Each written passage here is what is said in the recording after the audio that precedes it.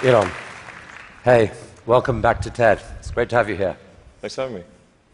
So, in the next half hour or so, we're going to spend some time exploring your vision for what an exciting future might look like, which I guess makes the first question a little ironic. Why are you boring? Yeah, I ask myself that frequently. We're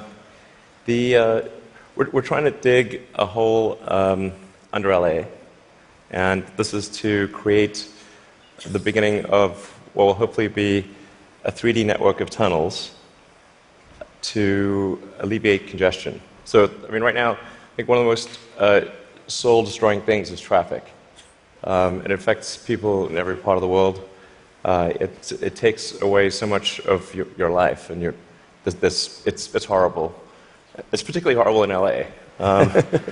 And I think you've brought with you the first visualization that's been shown of this. Can I show this? Yeah, absolutely. So this is the first time, just to sort of show what we're talking about. So there are a couple of key things that are important in having a 3D tunnel network. First of all, you have to be able to integrate the entrance and exit of the tunnel seamlessly into the fabric of a city. So by having an elevator, sort of a car skate that's on an elevator, you can integrate the entrance and exits to the tunnel network just by using 2 parking spaces. And then the car gets on a skate. There's no speed limit here, so we're designing this to be able to operate at 200 kilometers an hour, about 200 kilometers an hour, or about 130 miles per hour. So you should be able to get from, say, Westwood to LAX in 6 minutes, 5-6 minutes. So possibly initially done as like on a sort of toll road type basis. Yeah. Which I guess alleviates some traffic from the surface streets as well. So I don't know if people noticed it in the video, but there's no real limit to how many levels of tunnel you can have. So you can go much further deep than you can go up. The deepest mines are much deeper than the tallest buildings are tall. So you can alleviate any arbitrary level of urban congestion with the 3D tunnel network. This is a very important point. So a key rebuttal to the tunnels is that if you add one layer of tunnels, then that will simply alleviate congestion. It'll get used up, and then you'll be back where you started, back with congestion. But you can go to any arbitrary number of tunnels, any number of levels. But people assume traditionally it's incredibly expensive to dig, and that would block this idea. Yeah. Well, they're right. To give you an example, the LA subway extension, which is, I think it's a 2.5-mile extension, that was just completed for $2 billion. So it's roughly $1 billion a mile to do the subway extension in LA. And this is not the highest utility subway in the world. It's quite difficult to dig tunnels normally. I think we need to have at least a 10-fold improvement in the cost per mile of tunneling. And how could you achieve that? I guess, actually, if you just do 2 things, you can get to approximately an order of magnitude improvement, and I think you can go beyond that. So the first thing to do is to cut the tunnel diameter by a factor of 2 or more. So a single road lane tunnel would, according to regulations, has to be 26 feet, maybe 28 feet in diameter to allow for crashes and emergency vehicles and sufficient ventilation for combustion engine cars.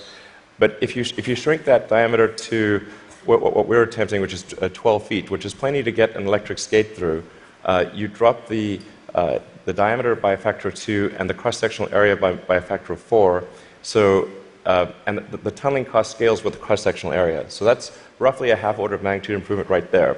Then tunneling machines currently tunnel for half the time, then they stop, and then the rest of the time is putting in reinforcements for the tunnel wall.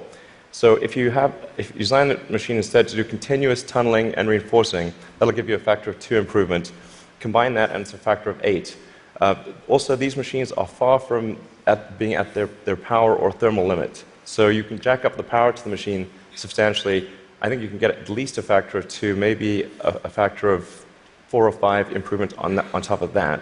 So I think there's a fairly straightforward series of steps to get somewhere in excess of an order of magnitude improvement in the cost per mile.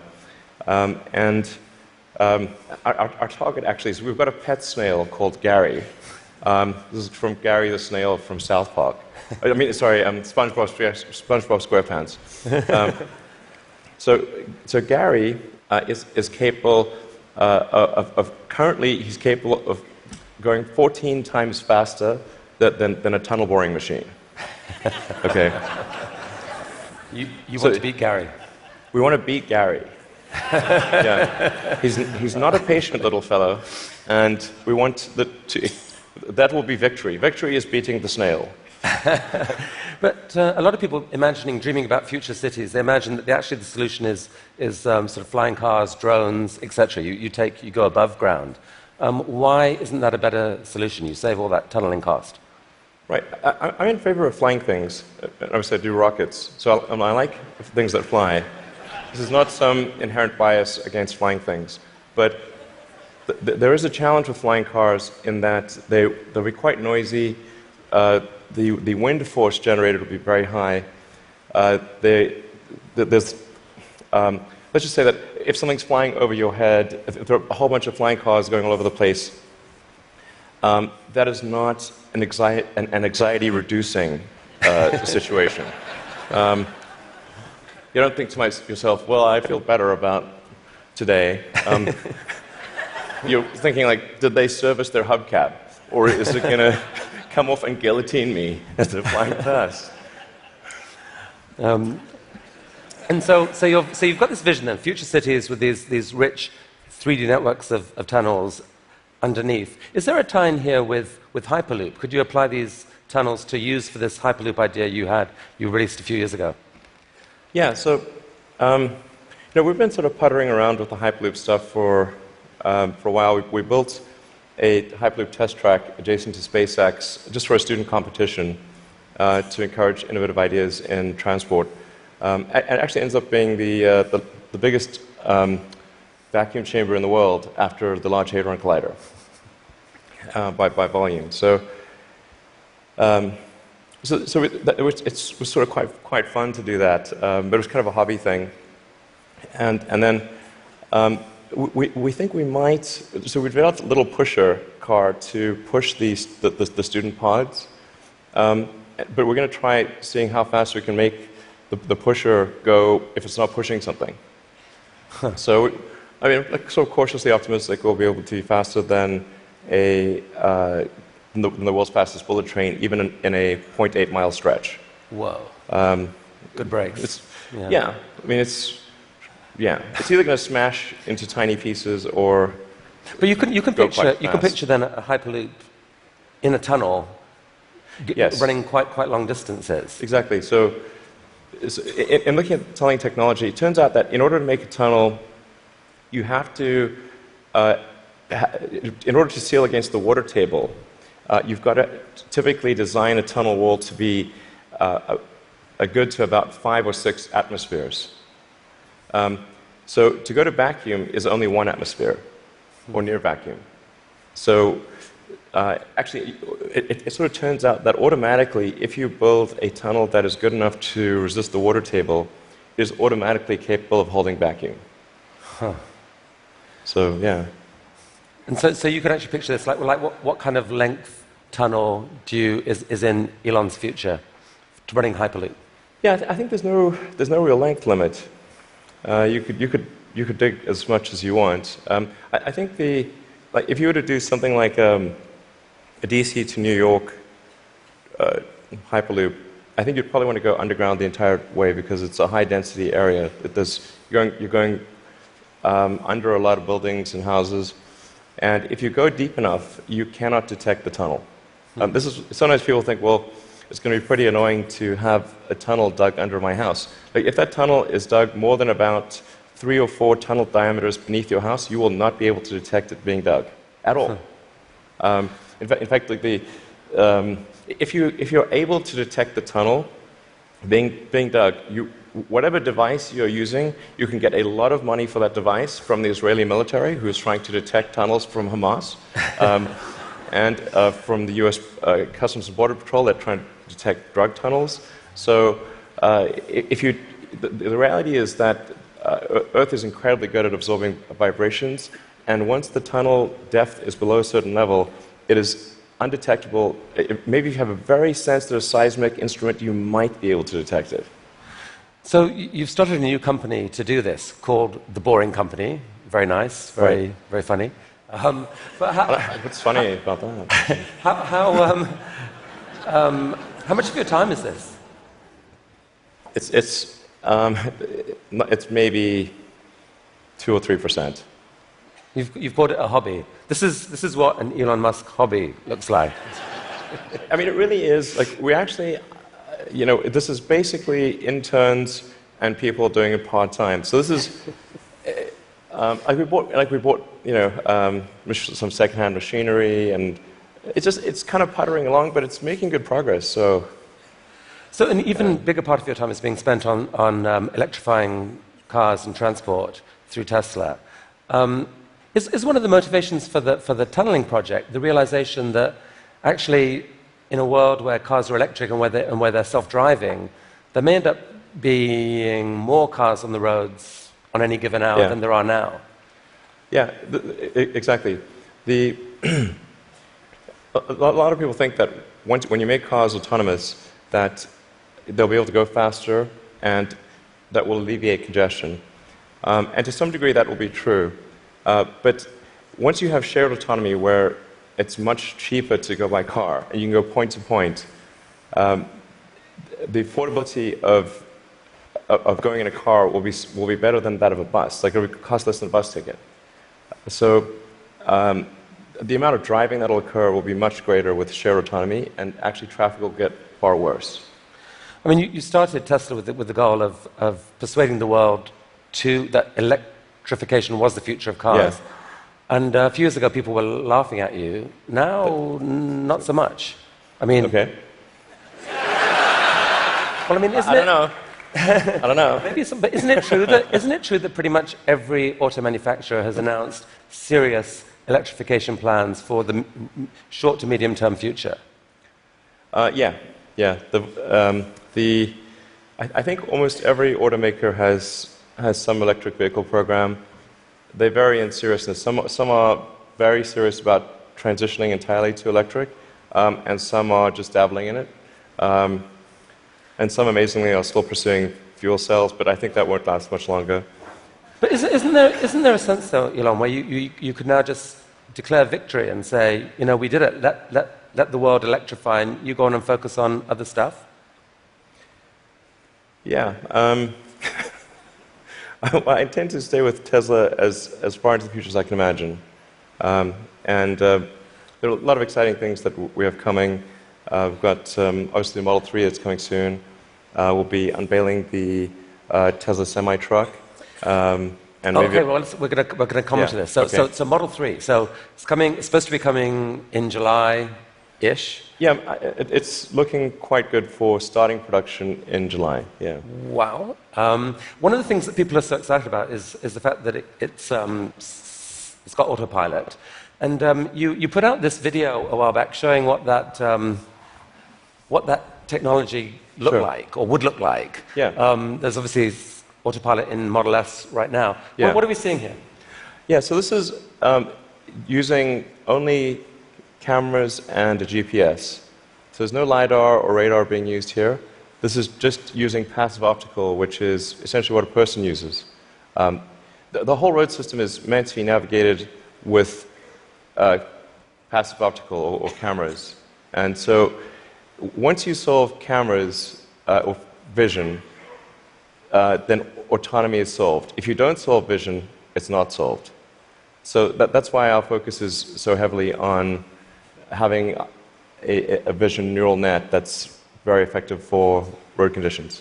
Right. Many other people are going the LiDAR route. You want cameras plus radar is most of it. You can absolutely be superhuman with just cameras. Like, you could probably do 10 times better than humans with just cameras.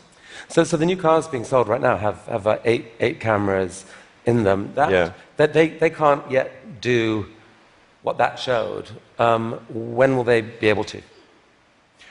I think we're still on track for being able to go cross-country from LA to New York by the end of the year, fully autonomous. Okay, so a car, by the end of the year, you're saying someone's going to sit in a Tesla without touching the steering wheel, tap in New York, off it goes, won't have to ever touch the wheel by the end of 2017. Yeah, essentially November or December of this year, we should be able to go from, all the way from a parking lot in California to a parking lot in New York, no controls touched at any point during the entire journey. And amazing. But part of that is possible because you've already got a fleet of Teslas driving all these roads. You're accumulating a huge amount of data of that national road system. Yes. The thing that will be interesting is that I'm actually fairly confident it will be able to do that route even if you change the route dynamically. So like it's fairly easy. If you say I'm going to be really good at one specific route, that's one thing. But it should be able to go really be very good. Certainly, once you enter a highway, to go anywhere on the highway system in a given country. So it's not sort of limited to LA, New York. We could change it and make it Seattle, Florida, that day, or in real time. So you were going from LA to New York, now go from LA to Toronto. So leaving aside regulation for a second, in terms of the technology alone, the time when someone will be able to buy one of your cars and literally just take their hands off the wheel and go to sleep and wake up and find that they've arrived, how far away is that to do that safely? I think that's about 2 years. So the real trick of it is not, how do you make it work, say 99.9% of the time? Because if a car crashes, say 1 in 1,000 times, then you're probably still not going to be comfortable falling asleep. That's, you shouldn't be, certainly. But by the same time, it's never going to be perfect. No system is going to be perfect. But if you say it's perhaps, the car is unlikely to crash in 100 lifetimes or 1,000 lifetimes, then people are like, okay, wow, if I would live 1,000 lives, I would still most likely never experience a crash, then that's probably okay. To sleep. Maybe, I guess a big concern of yours is that people may actually get seduced too early to think that this is safe, and that you'll have some horrible incident happen that puts things back. Well, I think that the autonomy system is likely to at least mitigate the crash, except in rare circumstances. The thing to appreciate about vehicle safety is this is probabilistic. Right. So that there's some chance that any time a human driver gets in the car that they will have an accident. That is their fault. It's never zero. And so the key threshold for autonomy is how much better does autonomy need to be than a person before you can rely on it. But once you get that literally safe hands-off driving, the power to disrupt the whole industry seems massive, because at that point you've spoken of people being able to buy a car, drops you off at work, and then you let it go and provide a sort of Uber-like service to other people, earn you money, maybe even cover the cost of your lease of that car. Exactly. So you can kind of get a car for free. Is that really likely? Yeah, absolutely. This is what will happen. So there will be a shared autonomy fleet where you buy your car and you can choose to use that car exclusively. You could choose to have it be used only by friends and family, only by 5-star other drivers who are rated 5-star. You can choose to share it sometimes, but not other times. That's 100% what will occur. It's just a question of when. Wow. So you mentioned the Semi, and I think you're planning to announce this in September. But I'm curious whether there's anything you could show us today. I will show you a teaser shot of the truck. Teaser shot. It's live. Okay. No, that's definitely a case where we want to be cautious about the autonomy features. Yeah. Because we can't see that much of it, but it doesn't look like just a little friendly neighborhood truck. It looks kind of badass. What sort of semi is this? So this is a heavy-duty, long-range semi-truck. So it's like the highest weight capability and with long range. So essentially, it's meant to alleviate the heavy-duty trucking loads. Right. And this is something which people do not today think is possible, to think the truck doesn't have enough power or it doesn't have enough range. And then with the Tesla Semi, we want to show that an electric truck actually can out-torque any diesel semi. And if you had a tug-of-war competition, like the Tesla Semi will tug the diesel semi uphill. Okay. That's pretty cool. And short term, these aren't driverless. These are going to be trucks that truck drivers want to drive. Yes. So what'll be really fun about this is you have a flat torque RPM curve with an electric motor, whereas with a diesel motor or any kind of internal combustion engine car, you've got a torque RPM curve that looks like a hill. So this will be a very spry truck. You could drive this around like a sports car. There's no gears. It's like single speed. So there's a great movie to be made here somewhere. I don't know what it is, and I don't know that it ends well, but it's a great movie. It's quite bizarre test driving when I was driving the test prototype for this truck. It's really weird because you're driving around and you're so nimble, and you're in this giant truck. Wait, you've already driven a prototype? I drove it around the parking lot. I was like, this is crazy. Wow. This is not vaporware. This is like wow. Driving this giant truck and sort of making these mad maneuvers. This is cool. Okay, from a really badass picture to a kind of less badass picture. This is just a cute house from Desperate Housewives or something. What on earth is going on here? Well, this illustrates the picture of the future that I think is how things will evolve. You've got an electric car in the driveway. If you look in between the electric car and the house, there are actually 3 power walls stacked up against the side of the house, and then that house roof is a solar roof. So that's an actual solar glass roof. Okay, so that's a picture of a real. Admittedly, it's a real fake house. That's a real fake house. So these roof tiles, some of them have in them basically solar power, the ability to.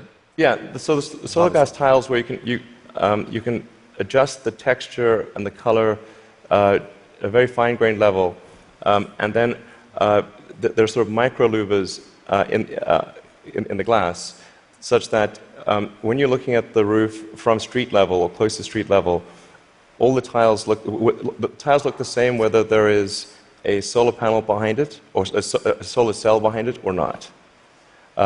So you have an even color from the ground level. If you were to look at it from a helicopter, you would be actually able to look through and see that some of the glass tiles have a solar cell behind them and some do not.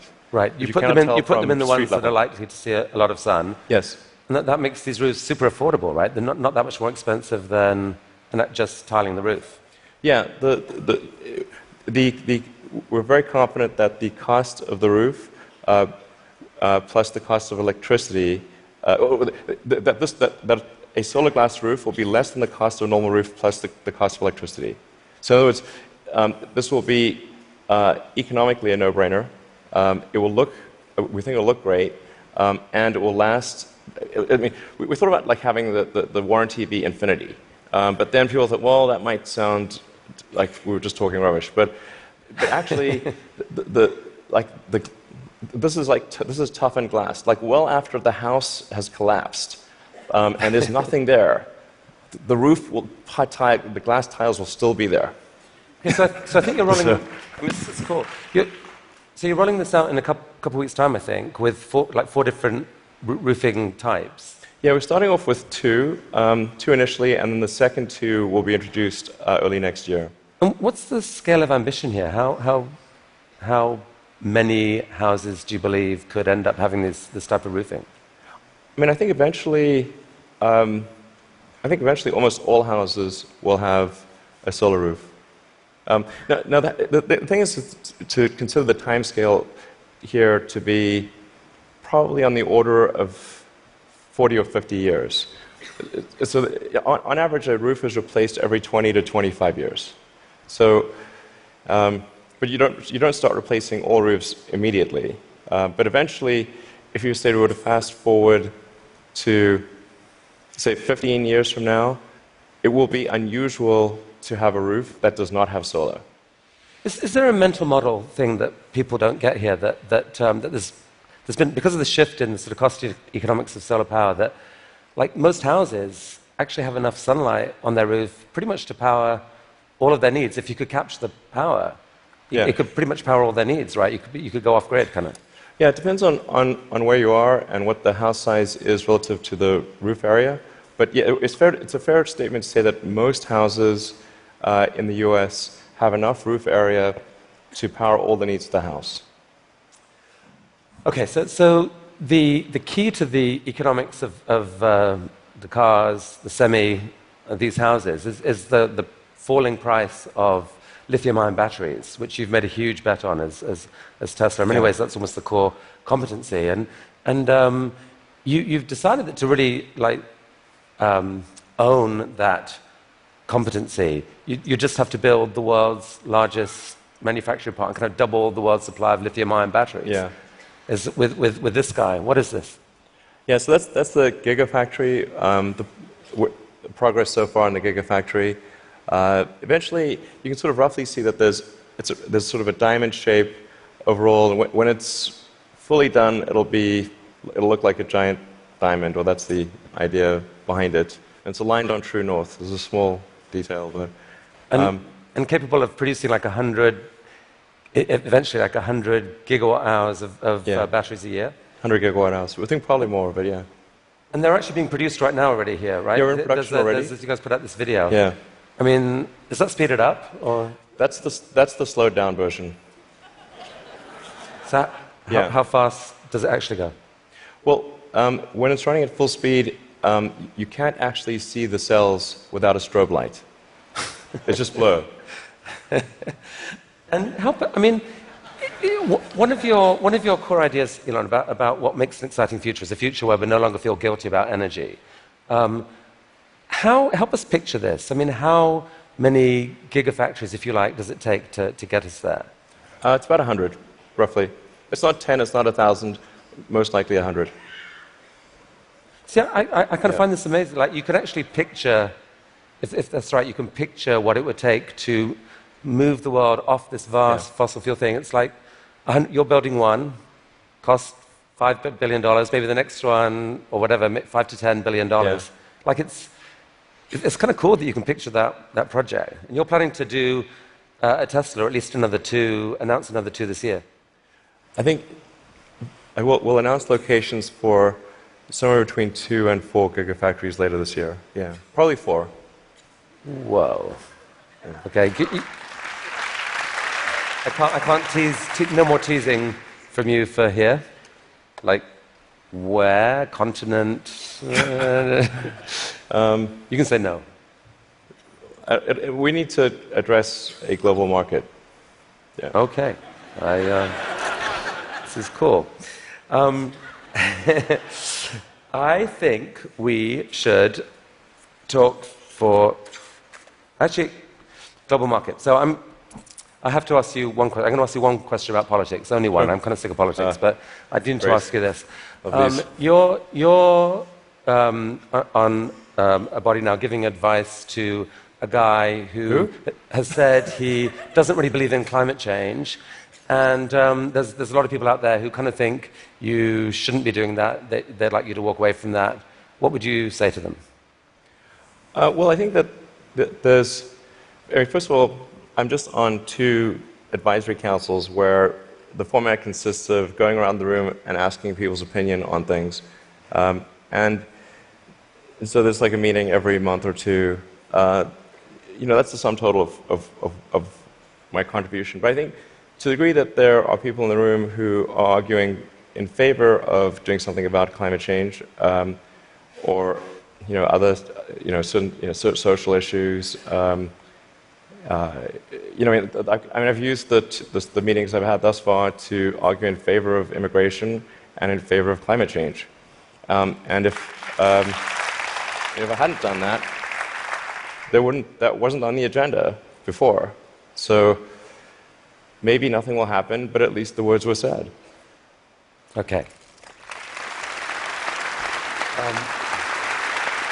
So let's talk SpaceX and Mars. Last time you were here, you spoke about this, what seemed like a kind of incredibly ambitious dream to develop rockets that are actually reusable. And you've only gone and done it. Yeah. I mean, talk us through this. What are we looking at here? Yeah, so this is one of our rocket boosters coming back from very high and fast in space. So just delivered the upper stage at high velocity. I think this may have been sort of a Mach 7 or so delivery of the upper stage. Yeah. So that was a sped up. That's the slowed down version. Yeah. That was the sped up version. But I mean, that's amazing. And several of these failed before you finally figured out how to get to do it. But now you've landed. You've done this 5 or 6 times.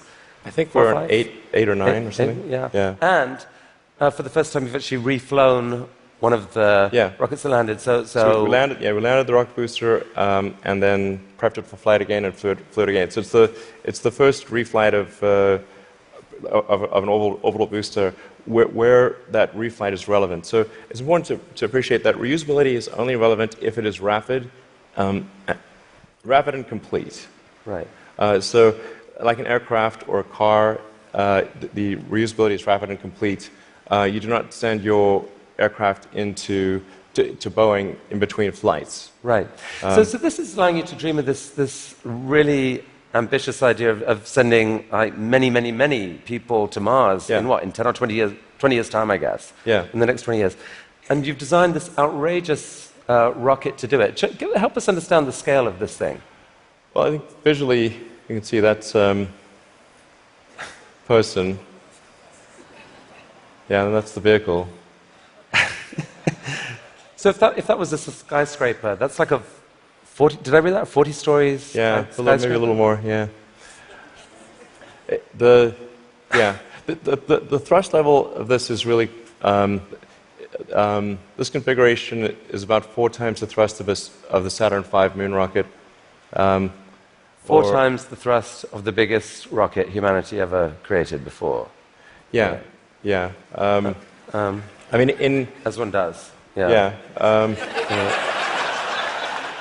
I mean, in units of 747, 747 is only about a quarter million pounds of thrust.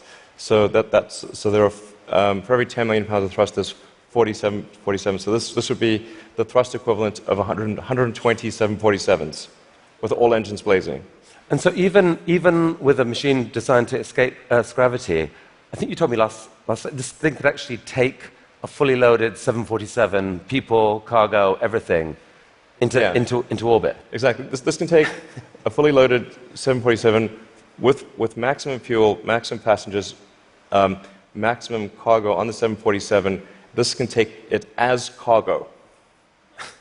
So based on this, you presented recently this interplanetary transport system, which is visualized this way. And this is a scene you picture, in 30 years' time, 20 years' time? People walking into this rocket. I mean, I'm hopeful it's sort of in the 8 to 10 year time frame. Aspirationally, that's our target. Our internal targets are more aggressive, but I think,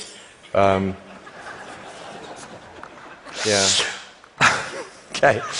So this vehicle seems quite large, and is large by comparison with other rockets. I think the future spacecraft will make this look like a rowboat. I mean, this is the future spaceships will be truly enormous. Why, Elon? Because why do we need to build a city on Mars with 1 million people on it in your lifetime, which I think is kind of what you've said you'd love to do. Yeah, I think it's important to have a future that is inspiring and appealing. I mean, I just think that there have to be reasons that you get up in the morning and you want to live. Like, why do you want to live? What's the point? What inspires you? What do you love about the future? And if we're not out there, if the future does not include being out there among the stars and being a multi-planet species, I find that it's incredibly depressing if that's not the future that we're going to have.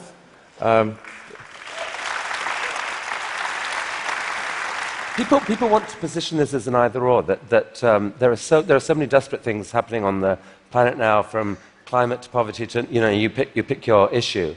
And this feels like a distraction. You shouldn't be thinking about this. You should be solving what's here and now. And to be fair, you've done a fair old bit to actually do that with your work on sustainable energy. But why not just do that? Well, I think I look at the future from a standpoint of the probabilities. It's like a branching stream of probabilities. And there are actions that we can take that affect those probabilities, or that accelerate one thing or slow down another thing, introduce something new to the probability stream. Sustainable energy will happen no matter what. If there was no Tesla, if Tesla never existed, it would have to happen out of necessity. It's tautological. If you don't have sustainable energy, it means you have unsustainable energy. Eventually, you'll run out, and the laws of economics will drive civilization towards sustainable energy inevitably. The fundamental value of a company like Tesla is the degree to which it accelerates the advent of sustainable energy faster than it would otherwise occur. So when I think what is the fundamental good of a company like Tesla, I would say hopefully it does. If it accelerated that by a decade, potentially more than a decade, that would be quite a good thing to occur. That's what I consider to be the fundamental sort of aspirational good of Tesla. Then there's becoming a multi-planet species and spacefaring civilization. This is not inevitable. It's very important to appreciate this is not inevitable. The sustainable energy future, I think, is largely inevitable, but being a spacefaring civilization is definitely not inevitable. If you look at the progress in space, in 1969 we were able to send somebody to the moon. 1969. Then we had the space shuttle. The space shuttle could only take people to low Earth orbit. Then the space shuttle retired, and the United States could take no one to orbit. So that's the trend. The trend is down to nothing. This is not. People are mistaken when they think that technology just automatically improves. It does not automatically improve. It only improves if a lot of people work very hard to make it better. And actually, it will, I think, by itself degrade, actually. You look at great civilizations like ancient Egypt, and they're able to make the pyramids, and they forgot how to do that. And the Romans, they built these incredible aqueducts. They forgot how to do it. It almost seems, listening to you and look at the different things you've done, that you've got this unique double motivation on everything that I find so interesting. Which is, one is this desire to work for humanity's long-term good. The other is this desire to do something exciting. And it's often, it feels like you feel like you need the one to drive the other. With Tesla, you want to have sustainable energy, so you make these super sexy, exciting cars to do it. Solar energy, we need to get there, so we need to make these beautiful roofs. We haven't even spoken about your newest thing, which we don't have time to do, but you want to save humanity from bad AI, and so you're going to create this really cool brain-machine interface to give us all infinite memory and telepathy and so forth. And on Mars, it feels like what you're saying is, yeah, we need to save humanity and have a backup plan, but also we need to inspire humanity, and this is a way to inspire. I think the value of beauty and inspiration is very much underrated, no question. But I want to be clear. I'm not trying to be anyone's savior. That is not the... I'm just trying to think about the future and not be sad. Beautiful statement. I think everyone here would agree that it is not... None of this is going to happen inevitably. The fact that in your mind you dream this stuff, you dream stuff that no one else would dare dream, or no one else would be capable of dreaming at the level of complexity that you do. The fact that you do that, Elon Musk, is a really remarkable thing. Thank you for helping us all to dream a bit bigger. You'll tell me if it ever starts getting genuinely insane, right? Thank you. That was really, really fantastic. That was really fantastic. Thanks, guys. Thank you.